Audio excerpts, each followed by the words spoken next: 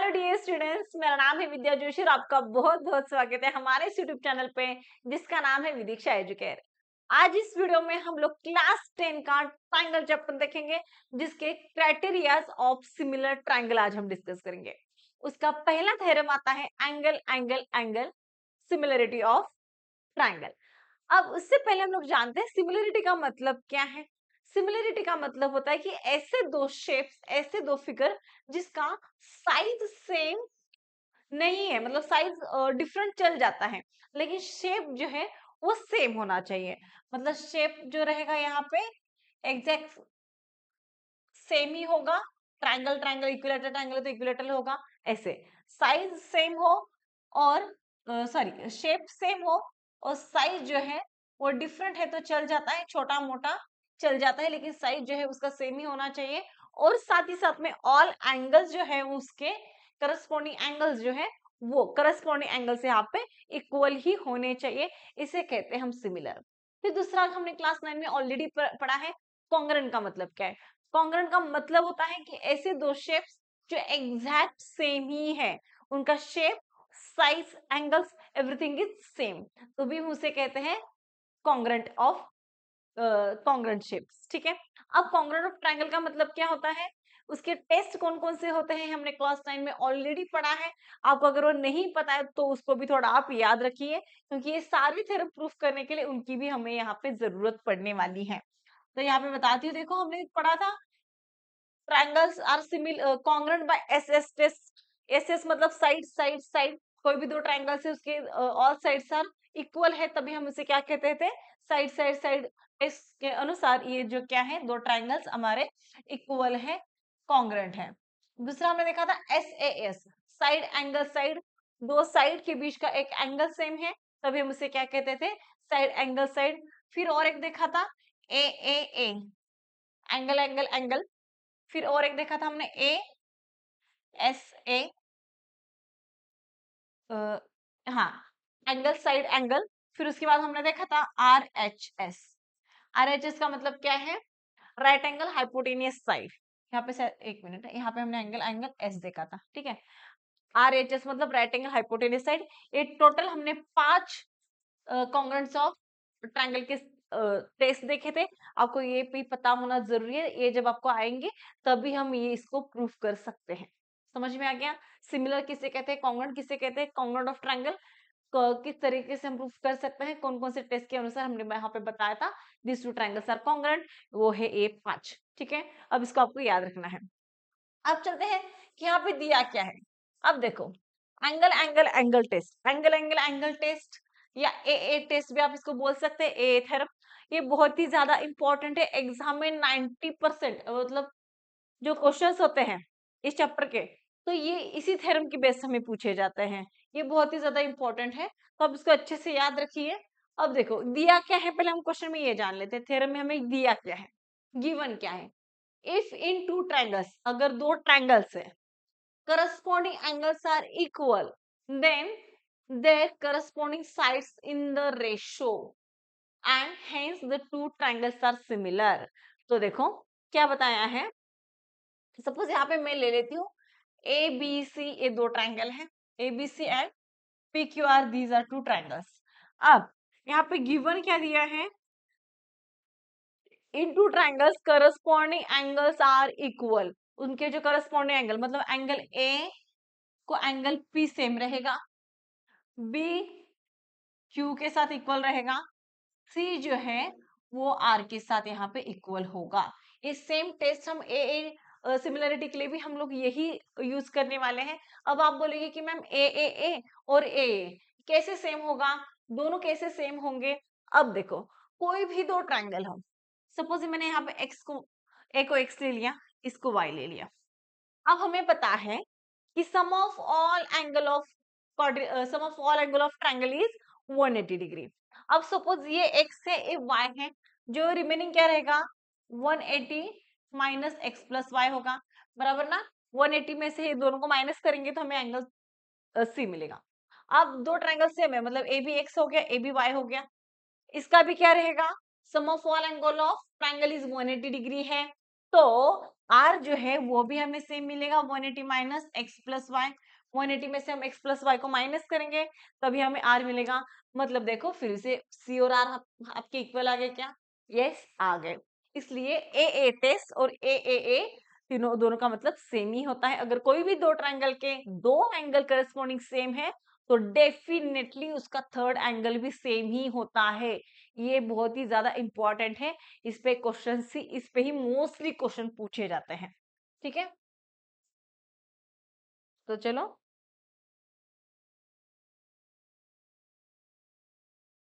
अब देखो गिवन क्या दिया है हमें? Angle A corresponding angles are equal. Angle A किसके साथ इक्वल है? एंगल पी के साथ है। ठीक है, एंगल बी किसके साथ इक्वल है? एंगल क्यू के साथ इक्वल है। एंगल सी जो है वो एंगल आर के साथ इक्वल है। ये हमें बताया है। अब हमें प्रूफ क्या करना है? इफ क्या बताए, corresponding angles are equal then corresponding sides are in the ratio. मतलब उसके जो करस्पॉन्डिंग साइड्स है वो क्या रहेंगे? सेम रेशो में रहेंगे। तो हमें प्रूफ क्या करना है? टू प्रूफ यहाँ पे लिख देती हूँ मैं। मतलब corresponding side A B upon आपको प्रूफ करना है। A B upon P Q is equal to A C upon P R is equal to B C upon Q R. आपको ये यहाँ पे प्रूफ करना है। ठीक है, क्या प्रूफ करना है समझ में आ गया? और क्या बताना है? अगर ये दोनों सिमिलर है तो सॉरी साइड्स प्रोपोर्शन में तो डेफिनेटली ये क्या होंगे? दो ट्रायंगल्स सिमिलर होंगे। ये हमें प्रूफ करना है। अब देखो इसके लिए ना मुझे यहाँ पे थोड़ा कंस्ट्रक्शन पहले करना पड़ेगा। अब क्या कंस्ट्रक्शन करना पड़ेगा? यहाँ पे ना मैं क्या करती हूँ, पी क्यू को और पी आर को हम कट करेंगे। कैसे कट करेंगे? देखो देखो ऐसे हमने यहाँ पे कट कर दिया। ठीक है, कंस्ट्रक्शन यहाँ पे करना है। यहाँ पे सपोज मैं ले लेती हूँ D, A B C D D E यहाँ पे करते हैं। ठीक है, अब कंस्ट्रक्शन हमने ऐसे किया है, A B is equal to P D है। कैसे कंस्ट्रक्शन किया हमने? A B is equal to P D कर दिया and A B sorry A C is equal to हमने पीई कर दिया। कैसे कंस्ट्रक्शन किया? देखो A B is equal to P D and A C is equal to P E कर दिया। तो यहाँ पे लिख दो आप कंस्ट्रक्शन। यहाँ पे लिखो कट, PQ को हमने कट किया है at point D and E such that PD is equal to AB and PE is equal to AC। आपको यहाँ पे मेंशन करना है, यहाँ पे लिख देना है। तो चलो लिखते हैं cut PQ and PE at point sorry D and E है ना, at point D and E such that PQ is equal to AB and sorry PQ नहीं PD लिया है ना हमने, PD is equal to AB and PE is equal to क्या है? AC है। हमने ऐसे इसको कंस्ट्रक्शन किया है। ठीक है, अब आएगा प्रूफ। तो इसके लिए ना सबसे पहले हमें क्या करना पड़ेगा? देखो A B C and P D E are congruent हमें पहले प्रूफ करना पड़ेगा। क्या प्रूफ करना पड़ेगा? A B C and P D E are congruent. तो देखो सबसे पहले पी डी इन ट्राइंगल यहाँ पे लिख दो, in triangle A B C and P D E, P D E क्या है? A B upon P D, sorry A B is equal to P D. ये कैसे आ गया? बाय कंस्ट्रक्शन, हमने कंस्ट्रक्शन ही किया है। रीजन लेना लिखना इंपॉर्टेंट है। विदाउट रीजन हम कुछ भी ज्योमेट्री में प्रूफ नहीं कर सकते। Is that clear?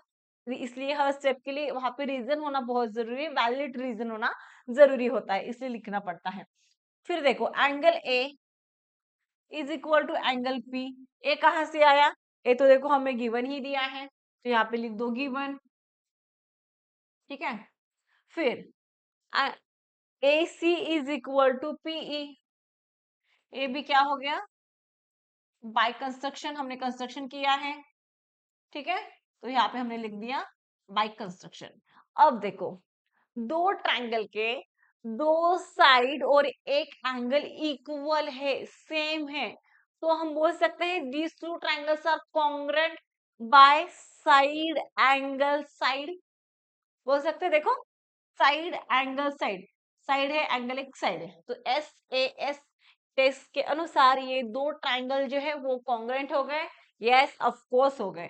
तो यहाँ पे लिखेंगे हम triangle ABC is congruent. Congruent का साइन इक्वल के ऊपर सिमिलरिटी का साइन देना है, इसे कहते हैं हम congruent. ABC is equal to congruent triangle PDE। अब ये कैसे हो गया? By SAS। ठीक है, अब ये दो ट्रायंगल क्या हो गए? कॉन्ग्रुएंट हो गए। अब कोई भी दो ट्रायंगल कॉन्ग्रुएंट होते हैं तब उसके corresponding sides, corresponding angles are also congruent. उसे हम कहते हैं CPCT, corresponding part of congruent triangle are also congruent.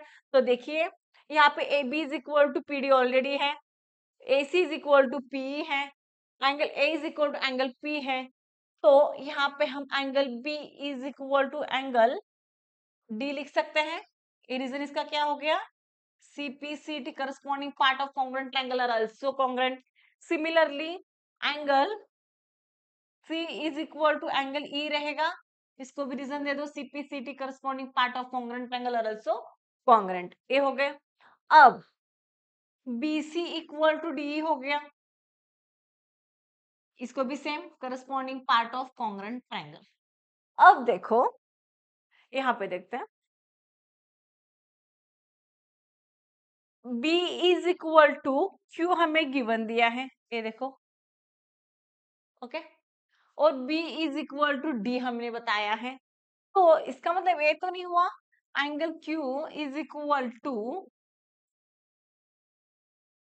Angle D। देखो, B is equal to Q है, B is equal to D भी है, तो इसका मतलब D और Q भी दोनों सेम आ गए। यस, आ गए, तो Q is equal to D हो गया। अब सिमिलरली C E के साथ इक्वल है, C R के साथ भी इक्वल है, मतलब ये दोनों भी इक्वल हो गए क्या? यस, हो गए। मतलब Q is equal to D हो गया, angle Q is equal to angle D। Q, B और Q सेम है, B और D सेम है, इसका मतलब Q और D भी दोनों सेम होंगे, होंगे कि नहीं? यस, होंगे। अब C R के साथ सेम है, C E के साथ भी इक्वल है, तो R और E भी दोनों इक्वल हो गए। यस, हो गए। तो आप यहाँ पे इक्वेशन नंबर 1 2 3 ऐसे भी लिख सकते हैं। ठीक है, तो ये हो गया C Q is equal to D, और एंगल यहाँ पे ले लिया हमने, angle R is equal to angle यहाँ पे देख दिया हमने E। अब देखो, अगर अगर ऐसे दो साइड्स इक्वल है, तो हमने क्लास 9 में देखा है converse of corresponding angles axiom क्या कहता है कि अगर ऐसे दो एंगल्स अगर सेम हो तो D पैरेलल QR होगा। क्या हमने क्लास 9 में ऑलरेडी पढ़ा है converse of corresponding angle theorem, पढ़ा है या नहीं? तो उसके रिगार्डिंगली क्या हो जाएगा? DE is parallel to QR हो जाएगा। अगर DE पैरेलल QR है तो देखो DE पैरेलल QR कैसे हो गया? आपको यहाँ पे लिखना पड़ेगा, D is parallel to QR, कैसे? Converse of corresponding angle theorem.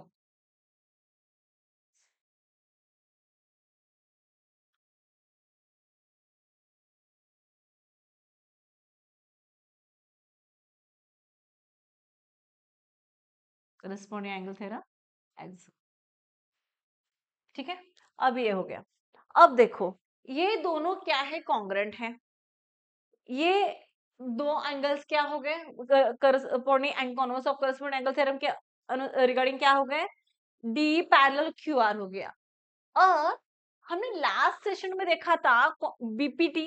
BPT क्या कहता है? अगर एक ट्रायंगल में कोई भी एक साइड को अगर एक लाइन पैरेलल है और अदर टू साइड को अगर वो इंटरसेक्ट करती है इनटू डिस्टिंक्ट पॉइंट, तब क्या होगा? इनका जो रेशो है वो क्या यहाँ पे होगा? इक्वल होगा, सेम होगा। हमने लास्ट सेशन में बीपीटी देखा है, अगर आपने अब तक वो वीडियो नहीं देखा है तो आप जरूर जाके चेक कर सकते हैं, उसका लिंक मैं आपको डिस्क्रिप्शन बॉक्स में दे देती हूँ। ठीक है, तो देखो, तो बीपीटी के अनुसार क्या रहेगा पीडी अपॉन डी क्यू होगा, ओके, बाय बीपीटी, और पीई अपॉन ईआर होगा। ठीक है, तो चलो क्या होगा, P D upon D Q is equal to P upon क्या होगा, क्यू आर होगा। अब देखो आप इसको इन्वर्टेंडो कर दो, इनवर्स कर दो, तो क्या होगा, देखो हमें प्रूफ क्या करना है पहले ये देख लेते हैं। प्रूफ देखो हमें करना है A B upon P Q, A C upon P R, B C upon Q R करना है। तब देखो पीडी अपॉन डी क्यू कर दिया, तो यहाँ पे मैं क्या कर दी, इन्वर्टेंडो कर दो या इनवर्स कर दो, तो D Q upon P D upon D Q, यहाँ पे लिख दिया मैंने D Q upon P D is equal to P upon Q R हो गया। ठीक है, सॉरी इनवर्स करना है ना, तो हमने यहाँ पे लिख दिया Q R upon D Q, minute क्या कर दिया हमने, P E upon E R, sorry P upon E R, E R P upon हो गया ईआर। ठीक है, अब देखो हमें करना है दोनों साइड में एक एक ऐड कर दो आप, +1 कर दो is equal to P upon E R, +1 कर दिया। ठीक है, अब यहाँ पे देखो पीडी इज इक्वल टू, आप यहाँ पे ए भी पुट कर सकते हैं, यस कर सकते हैं, और पी इज इक्वल टू आप यहाँ पे ए सी भी पुट कर सकते हैं। तो पहले इसको सॉल्व कर दो, D plus P D upon P D is equal to P E plus E R plus E R हो गया। ठीक है, अब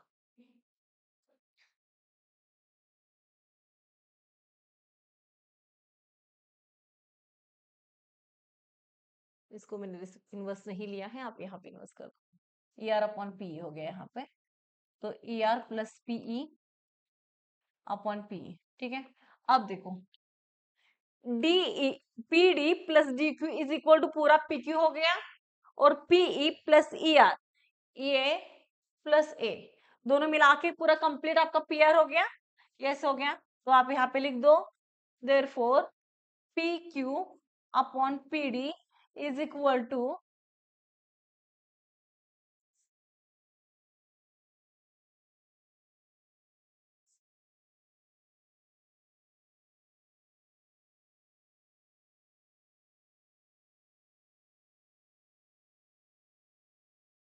P Q plus P Q upon P D is equal to P R upon P हो गया।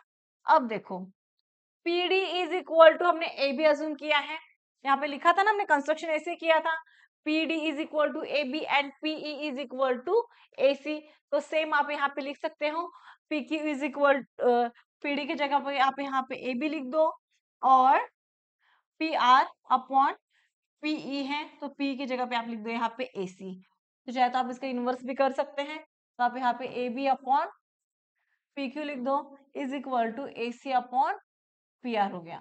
अब देखो similarly इसी तरीके से हम बी सी अपॉन डी भी प्रूफ कर सकते हैं, उसके लिए बस हमें कंस्ट्रक्शन यहाँ से एक लाइन करना पड़ेगा, इधर से ऐसे करना पड़ेगा। ठीक है, आप उसी मेथड से कर सकते हैं, यहाँ पे पूरा वो डिटेल में दिखाने की कोई जरूरत नहीं है, आप बस यहाँ पे मेंशन कर सकते हैं सिमिलरली हम ऐसे इसको प्रूफ कर सकते हैं, तो बस यहाँ पे आपको इतना ही मेंशन करना है, similarly A B upon P Q is equal to B C upon Q R is equal to A C upon P R. ठीक है, आपको ऐसे यहाँ पे प्रूफ करना है। अब देखो हमें क्या बताया था, क्या प्रूफ करना है, ये प्रूफ करना है, हो गया प्रूफ, हो गया। अगर अब क्या बताया है, अगर ये सेम है, इसका रेशियो सेम है, तो क्या होगा, these two triangles are similar, क्या हो गए, these two triangles are similar by A test. ठीक है, तो यहाँ पे आपको लिखना पड़ेगा, देखो इनका रेशियो सेम है, तो मतलब क्या हो गया, triangle A B C is similar to triangle P Q R, समझ में आ गया। इसी तरीके से आपको ये प्रूफ करना है, ये बहुत ही ज्यादा इंपॉर्टेंट है, और ये ए टेस्ट हो या ए एंगल एंगल एंगल या एंगल एंगल हो, तो दोनों को हम इसी मेथड से सॉल्व करते हैं। आई होप कि आपको ये थ्योरम काफी अच्छे से समझ में आया होगा, तो अपने दोस्तों के साथ जरूर शेयर कीजिए और चैनल को सब्सक्राइब करना ना भूलिए ताकि आने वाली वीडियो के अपडेट्स आपको जल्द से जल्द मिल जाए।